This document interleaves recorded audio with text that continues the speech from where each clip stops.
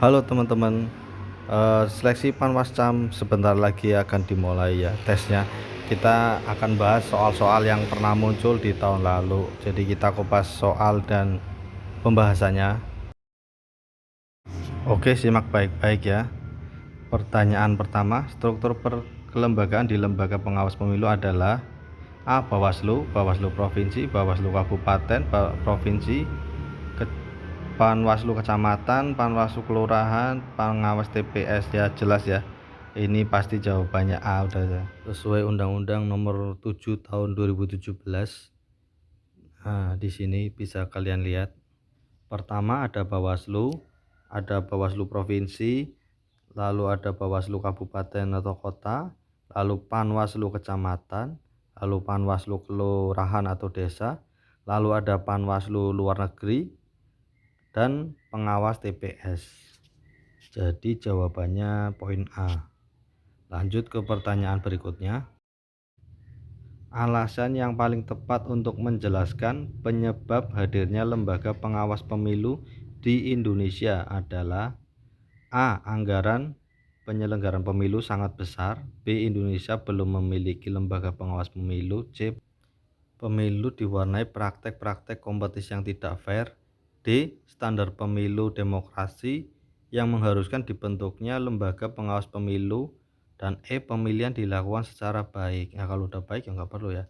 Kita bahas satu persatu ya teman. Kalau A. Anggarannya ini untuk tahun ini ada peningkatan kan pemilu 2024 menjadi 25 triliun. Jadi naik dari 15 triliun 2019 sekarang 25 triliun. Kalau untuk poin D, pemilu yang demokratis, di sini syarat-syaratnya nggak ada pengawas ya, nggak ada tim pengawas, jadi tidak masuk di sini. Kalian bisa baca dulu dari poin 1 sampai 8. Silakan di pause saja. Kita lihat sejarah pemilu di Indonesia. Pengawas pemilu mulai dibentuk pada tahun 82. Di situ namanya Panitia Pengawas Pelaksanaan Pemilu. Jadi tahun 82 dibentuk karena pada tahun 77 dan 71 itu terjadi banyak pelanggaran secara masif. Jadi jawabannya C. Oke, kita lanjut pertanyaan berikutnya. Dalam Undang-Undang Nomor 7 Tahun 2017, yang dimaksud dengan penyelenggara pemilu adalah, kita buka ini aja ya. Penyelenggara pemilu adalah lembaga yang menyelenggarakan pemilu, terdiri dari Komisi Pemilihan Umum, Badan Pengawas Pemilu, dan Dewan Kehormatan Penyelenggara Pemilu. Jadi ada 3. Jadi jawabannya D ya. Lanjut ke berikutnya. Dalam pemilu, pemilih diharuskan memberikan suaranya tanpa paksaan dari pihak manapun. Nah, ini asas pemilu yang apa nih? Kita bahas satu-satu ya. Umum artinya pemilu diikuti oleh seluruh warga Indonesia yang telah memenuhi syarat tanpa terkecuali.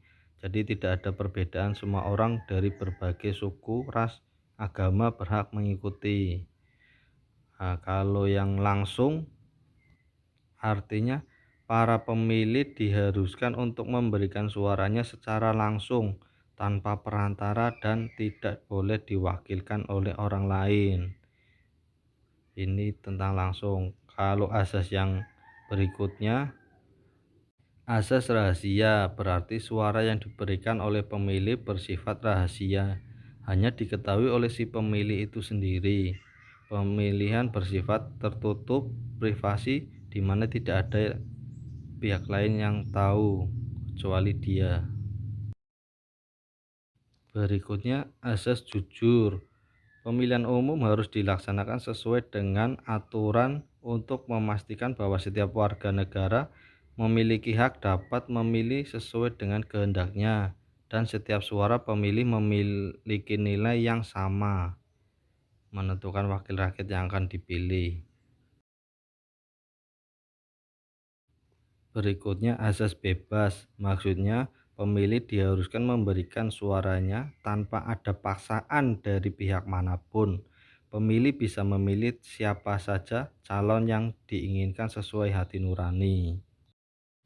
Jadi jawabannya E ya, bebas. Soal selanjutnya, di bawah ini adalah indikator pemilu demokratis kecuali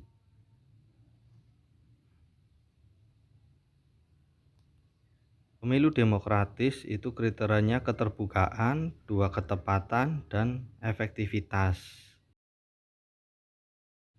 Kita lihat prinsip pemilihan umum pemilu. Ada 11 ya, kalian bisa skip atau baca dulu ini. Mandiri, jujur, adil, kepastian hukum, tertib. Jawabannya apa teman-teman? Ya, lembaga pengawas pemilu. Karena prinsip indikator pemilu demokratis itu bukan ada atau tidaknya pengawas pemilu ya, tapi dari kerangka hukumnya, dari hak untuk memilih dan dipilih, dari kampanye yang demokratis, dari akses media atau kebebasan terbukaan ya. Itu tadi ada 11 kira-kira. Kalian bisa di pause dulu untuk mempelajari. Demikian dulu soal dari saya dan pembahasannya. Kita lanjut ke video berikutnya.